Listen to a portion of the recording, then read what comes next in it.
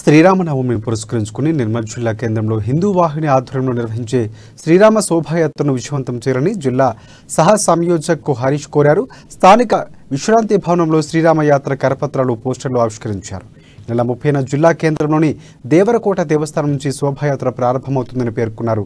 హిందూ బంధువులు హనుమాన్ మాలధారణ స్వాములు పెద్ద ఎత్తున పాల్గొనాలని కోరారు. ఈ కార్యక్రమంలో జిల్లా సహ సంయోజక్ ప్రశాంత్, పట్టణ సంయోజక్ పవన్ నాయకులు పాల్గొన్నారు.